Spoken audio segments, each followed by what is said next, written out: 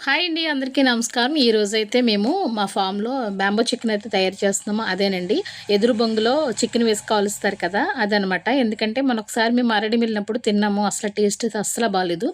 అదే సొంతంగా తయారు చేసుకుందాం అనుకుంటున్నాం. ముందుగా అయితే మాంసం తీసుకున్నాను. అందులోకి కొంచెం మసాలా వేసుకొని, కారం వేసుకొని, తర్వాత మన కొత్తిమీర ఉంది కదా! అది కూడా వేసుకున్నాను. తర్వాత వాటిని మిక్స్ చేసేటప్పుడు కొంచెము సాల్ట్ అయితే వేసుకోవాలి. సాల్ట్ కూడా మనకు సరిపడంత వేసుకోవాలి. యాక్చువల్‌గా ఈ బొంగులోకి అసలు ఏమీ అవసరం లేదండి. కొంచెం లైట్‌గా ఆయిల్ కూడా వేసుకోవాలి. తర్వాత అల్లం వెల్లుల్లి పేస్ట్ కూడా వేసుకోవాలి. ఇప్పుడు వేసుకున్న తర్వాత లాస్ట్‌గా ఇందులోకైతే మనం ఉల్లిపాయలు, పచ్చిమిర్చి కలిపి వేసుకోవాలి. మనం మొత్తం అంతా కలిపేసిన తర్వాత అయితే ఇందులోకి పసుపు కూడా యాడ్ చేయాలండి. అంటే ముందు కలిపేసిన తర్వాత ఇప్పుడు మిర్చి అయితే చిన్న చిన్న ముక్కలుగా కట్ చేసి వేస్తున్నాను.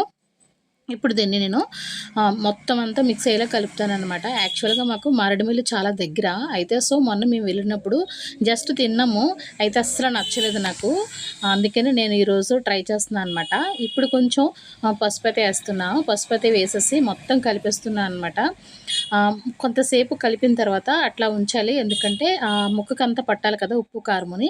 పట్టిన తర్వాత ఇప్పుడు బొంగు తీసుకొని శుభ్రంగా కడిగేసుకోవాలండి బొంగునైతే. ఎందుకంటే ఇందులో కప్పలు కూడా ఉంటాయి. అందులోకి కొంచెం ఆయిల్ వేసుకోవాలి. ఆయిల్ వేసుకుంటే టేస్ట్ బావుంటది. మొత్తం బొంగంతా ఆయిల్ అయిన తర్వాత ఇప్పుడు మనము ఎంతైతే మాంసం ఎయ్యాలనుకుంటున్నామో బొంగులోకి అంత మాంసం అయితే వెయ్యాలి.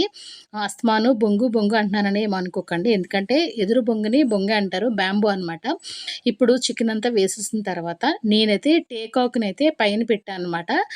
కాలేటప్పుడు అందులోంచి వాటర్ అనేది స్ప్రెడ్ అవుతుంది. ఆ వాటర్ కొంచెం బయటికి రాకుండా పెడుతున్నాను.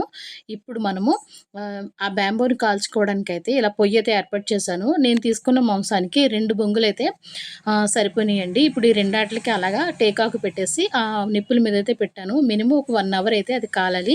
చూస్తున్నారు కదా! అందులోంచి రసం అయితే ఎలా వస్తుందో. పూర్తిగా బొంగులైతే కాలిపోయినాయండి. చాలా వచ్చింది. ఎందుకంటే మనము ఆయిల్ ఎందుకేసామంటే కంపల్సరీ వేసుకోవాలి. వేసుకుంటే టేస్ట్ వస్తుంది. మనం వాటర్ అయితే ఇందులో వేయలేదు. కానీ చూసారా ఎంత వాటర్ వస్తుందో.